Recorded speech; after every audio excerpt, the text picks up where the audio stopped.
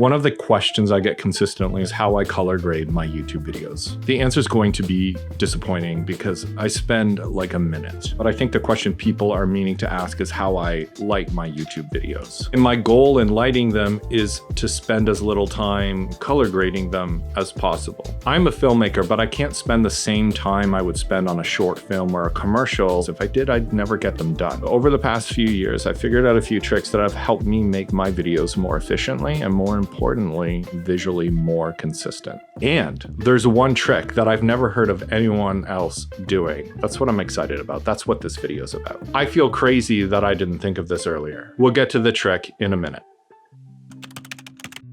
If you post any sort of video online, you're probably always thinking about how you can make it better. Or, like me, if you spend way too much time fiddling and lighting things, how can I do this quicker? I'm a commercial filmmaker, I shoot short films, and so I have this weird standard of quality where I want even my YouTube videos to look fantastic. But at a certain point, you're facing diminishing returns. You just have to ship the work. Even though I've heard the saying, done is better than perfect, after 5 years of YouTube, I finally feel that done is better than perfect. A YouTube video is not a short film, it's not art. And a lot of anecdotal evidence points to the fact that some social videos look better if they don't look high quality. So I search for a balance where things can look consistently good, but can also get done. What I found most important in my YouTube video is the message. And if I spend too much time on the visuals, that takes time from the writing. So if you need a bit of help with consistency, if you're tired of winging your lighting and individually correcting exposure in post, let's talk through my visual quality guardrails for when I shoot one of these videos. I'm a director, I'm not a cinematographer, and I'm not a colorist. The key in this is what can you do with one camera and one light, or one camera and the environment you're given? How can you make sure your videos consistently at least have a baseline of quality? Let's start with some wishes. The first wish is I wish I had the perfect LUT. LUTs are the color filters of the filmmaking world. They take whatever footage comes out of your camera and makes it look different. They can do technical things like convert a camera's log footage into something viewable. Or, like an Instagram filter, they can do stylistic things. What we often wish for, and I'm guilty of this, is something called perfect super cool LUT.cube, a magical LUT that can take the garbage footage we shoot and make it look awesome. The problem is it doesn't exist. And even if it did, if you input crappy footage, you're just going to get different crappy footage out of it. Or we find some film emulation, dial up the halation and blooming and grain to 100%. Whenever I get tempted, I rewatch one of my favorite films, No Country for Old Men, a film shot on film, super clean. And it reminds me that my idea of what film is in this modern YouTube world is very different than what film often actually is. When we focus on filmic LUTs or emulations, we're looking for a shortcut. It reminds me of this meme about people's perception of the 80s and the truth of the 80s. I was born in the 80s. I don't remember this, but I can smell this. So yes, when I start editing this footage, I put a LUT on it, but it is a mostly technical LUT. It takes my S-Log3 footage and converts it to Rec 709, and the only stylistic aspect of it is that it tries to emulate the colors that come out of an Arri Alexa. I should be making a sales pitch right now trying to sell you my LUT package, but it's the Phantom LUT, and I love it, and I use it on all my videos. And I don't really know at this point how I could improve it. Stylistically, I add a few tweaks. I'll take you through that later. The next wish we often make is that we wish we had a better camera. If we just had a better camera, I would look better. Technology has advanced so much in the past 10 years that every camera is great. Influencers and camera companies focus on splitting hairs. We're talking about open gate or IBIS or stabilization, 120 frames per second, 12K footage, all of this stuff. Edge cases. These folks are peddling hope that has a really hefty price tag attached to it. And we sometimes fall for it. I've fallen for it. Then in the back of my mind, I do know that I've shot commercial jobs where the behind the scenes videographer had a better camera than we were shooting a commercial with. This here right now, I'm filming at HD. I'm not even filming at 4K. I'm in my 40s. You want this face in 4K? Lord have mercy.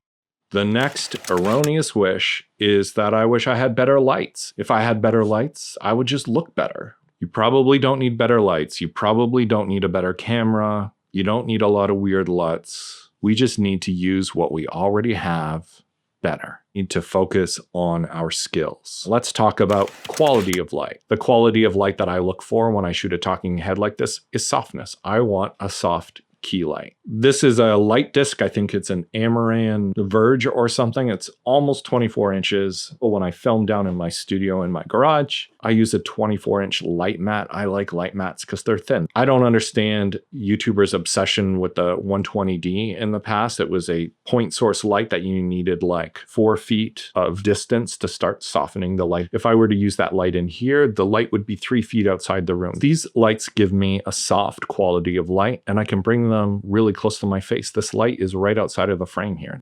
The closer it is, the more it wraps around. It looks perceptibly softer. If I move this light on axis 4 feet further back, it would be perceptibly smaller. That is going to affect its softness. It's not going to be able to see around your face as much. I make sure that I can see the light out of this eye, so I know that I'm getting light in both eyes. And then I do other little things with lighting where I have a hair light up here. There's a light in the ceiling that is just separating my hair, my nice, beautiful, very frizzy hair. I have some color contrast that's cool outside, balanced on my face, and then I have some color contrast back there, just to have something so the background doesn't look like a cave. If I were going to spend more time working on this set, I got this black mesh fabric and I can put it over top of the window outside. You can see how it drops the exposure outside. There's with the net and then without it, with it, without it. But I don't want to spend all that time for every single YouTube video. This is a quick and dirty setup. I actually leave this light up here. It's screwed into the rafter. This light is a little aperture LED light. That's roughly my setup that I'm starting with. And it's not what I'm even wanting to talk about today. What I want to talk about is a different quality of light called contrast. And I'm not talking about that slider in Premiere or Final Cut or whatever. I'm talking about lighting contrast. The difference between the illumination on this side of my face and on this side of my face, or the difference between me and the exposure in the background. That's contrast. That is language that they use on a real film set. A cinematographer, a big part of their job is deciding what sort of contrast ratios they want throughout a film. If you look at my face right now, and I'm looking at my LCD monitor here, you can see that this side of my face is illuminated brighter than this side. This is a contrast ratio. If I were to add more light, and this is a cheap Amazon ring light. So if I add more light, this to me looks ugly. This is terrible. This is what you would call flat lighting. The illumination on this side of my face and the illumination on this side of my face is even. It's flat lighting. You could say it's a 1-to-1 ratio. I'm going to turn this off because it's so bad. People on YouTube talk about ratios, lighting ratios, like 1-to-1 or 1-to-2 or 1-to-3. And it makes me confused really quickly because you can measure light in light values, in IRE, in stops of light, and it gets really confusing fast. We're going to focus on stops of light. It's simpler for my brain. It actually helps you learn faster. It's a language you can use on a real film set. So what is a stop of light? Remember when I lit my face evenly? It was a 1-to-1 ratio, or it was even lighting or flat lighting, whatever you want to call it. So what I've done is I've cut this light in half, and now I have 1 stop less of light on my face. A stop of light is a halving or a doubling of light. So this side of my face has 1 stop more than this side of my face. You can begin to start to see contrast, a shadow side and a key side. If I cut the light on this side of my face in half again, like it is now, I've reduced the light on this side of my face by 2 stops. My key side of my face is 2 stops brighter than my fill side. To me, this is starting to look good. And what's cool is I'm not even using a light anymore. What I've done is I have this foam core with black on one side and white on the other on a little stand I made. So I'm just using a piece of white foam core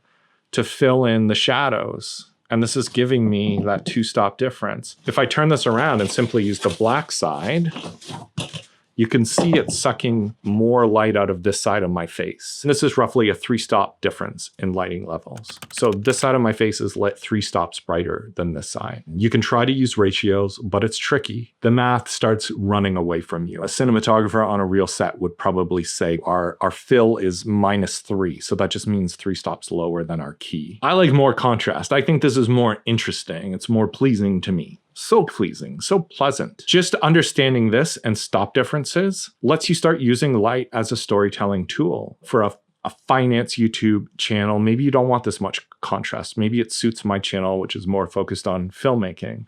The news, they want it to be very objective and not mysterious. They're lighting the news anchors with very flat lighting. Maybe because a lot of my YouTube videos are darkly lit, you trust me less. If you shoot real estate videos, you don't want it to look like the Blair Witch Project, so you can shoot high key. Very little contrast everywhere. Nice and bright, optimistic. The context is key. On a bigger film set, the crew will use light meters, they will use false color, or they will use something a bit newer called the EL zone system. It essentially breaks down your images paint by number style into stops. So you can literally just look at a monitor, see where your key light is falling, and see how you want to raise or reduce your shadow side, and you can watch it happen live. I love the EL zone system. I have it on my Ninja monitor, and I use it when I shoot corporate videos and interview series where I want all of the interviewees to feel like a part of the same story, even if they're in different environments. But that monitor is way too much friction for me to pick up and shoot a YouTube video with. I don't want to have a fully rigged camera for every YouTube video. I need less friction. Let's use what we have. I'm shooting this on a Sony a7C Mark II camera. I like this camera, but the LCD it's pretty bad. Whenever I pull footage into the computer from this camera, it looks way different. You may think, oh man, I should get a better monitor. Every screen that your footage is viewed on around the world is going to look different than the one next to it. So we need some sort of objective measurement. So here's the first trick. If you have any half decent camera, it has a feature called zebras. Zebras. Americans say the word Z and zebras. British people say Z and zebras. I'm Canadian. I say Z and zebras. Canadians are always having an identity crisis. Anyways, zebras on your camera. This is not new to a lot of people. Zebras are generally used to make sure you're not overexposing. A lot of run and gun video guys quickly pop on zebras and they make sure that their highlights are not clipping. They know not to trust the little dinky LCD on their Sony FS7, they're checking zebras. Even with a subpar monitor, their exposure is in the ballpark. This camera has zebras. This little dinky point and shoot Sony camera has zebras. My Canon has zebras. My iPhone has filming apps that have zebras. Doesn't matter what your monitor looks like, the zebras will tell you the truth. Trick 2 of 3. We know about zebras for clipping, but there's a less well-known zebra exposure setting where you can dial in a specific exposure range. And that comes in really handy when you're trying to shoot something like this on a little dinky LCD monitor. I use it to dial in my light so I have perfect exposure on the key light side of my face. This setting on the Sony camera on S-Log3, I have it set at 50 IRE. This is the only time I'm going to mention IRE. 50 IRE is really dead center in the exposure range of my camera. When I bring footage that I've shot with my face at 50 IRE into post-production, it looks great right out of the box. It's where I want my skin to sit when I'm editing. I don't need to do any exposure tweaks in post. So here, I'll turn it on right now. And when I turn that on, you can see the zebras are right here on my face. I can screw with my light. I can turn it up. I don't even look at what the light's actual setting is. All I'm looking for is those zebras to hit my face. I have truth. I know the camera settings that I want to use. 1/50th of a second shutter speed. I want to shoot at f2.8 and I want my ISO at 800. So I turn that on my camera, and then no matter where my light is, using my zebras, I can just get it looking at my monitor. I can get it perfect. And when I'm done, I can just go to my custom button and turn zebras off, it's magic. When I'm working at my worktop, I can literally dial in the exposure on my hands. But here's the real trick. This is a trick that I thought of just a couple weeks ago, and I can't believe I didn't think of it earlier or hear about it from someone else. But I think it makes sense. You let me know. But I can essentially make a poor man's EL zone system by hacking into my camera's basic settings. Remember when I was talking about stops of light? Well, every setting in your camera is built around stops of light. If you open your aperture from 5.6 to f4, that is an f-stop. It's a stop of light. Twice as much light in at f4 than f5.6. Shutter speed is the same way. If you're taking a photo and your shutter speed is 1/125th of a second and it's too bright, so you make your shutter faster, 1/250th of a second, you're letting one less stop of light in. You're cutting the amount of light in half. ISO works in the same way. If something is too dark and you're shooting at 800 ISO and you increase it to 1600 ISO, you've brightened up your exposure by one stop. It's just controlling how much light makes it to our final image in 3 different ways. We're starting a new YouTube video. This is what my videos look like without this light on. I've got my settings right. I've got my zebras turned on. I can see zebras in the background, and I start to increase my light. Oh, that's way too bright. Way too bright. I'm looking at my monitor, and we're back. Quickly dialed in using my zebras. I'm in a controlled environment, but even outside where things are flatly lit, you can quickly dial in at least the exposure, and then you can use the environment to help you out. In some old videos where I filmed out here, I'm in a forest, I've stood right next to a tree outside a frame, and it sucks the light out of this side of my face to just add a bit of contrast. But what if I want to dial in that contrast ratio and I don't have a light meter? Or do I just look at this LCD? This LCD, remember, is not truth. What we can do is we can use that principle of stops baked into every setting on my camera to start to inspect my image. I can start to artificially increase my ISO. So I've doubled it to 1600. So I've allowed another stop of light. And I can see the zebras moving across my face. This here is still from my key light. I want to look for zebras over here. So we can go to 3200, which is another doubling. So that's another stop. I'm at 3200 ISO and I can see the zebras here, but I want a 3-stop difference in my YouTube video. So I can go to 6400. And here you can see zebras down the side of my face here. So I know that my fill is exactly 3 stops away from my key. I've hacked in using zebras, boosting my ISO temporarily to figure out my lighting ratio. And when I'm happy, I just return my camera back down to 800 ISO and Bob's your uncle. It's starting to get dark out outside though. I'm probably losing a lot of contrast back here. Because I shoot with my camera set at 5600 ISO, this light at 5600 ISO, I don't really have to do any color tweaking. I very quickly mask my big forehead and I see where that is lying on the skin tone line in Premiere. Every color correcting software should have a skin tone vector scope that you can look at. And you can dial it in using the tint. I'll usually cool the shadows a bit, keep an eye on that skin tone line and warm my midtones back up so my skin is right. That's my color grading in seconds, but really only because I light my face correctly in the first place. Oh, it's getting dark. If you have any half-decent camera or even an iPhone, start noodling around with zebras, seeing where they are. I know in the Blackmagic app on the iPhone, you can dial them into 50%, which is where my face would sit. And I recommend experimenting to see where you should set up the zebras on your face. Try some at 45 if you have darker skin. Every camera is different, so see what feels good to you, but then at the end of that, you know what works for you. You have your gospel for how you shoot every video in the future. No light meters, just the crappy LCD that came with your camera.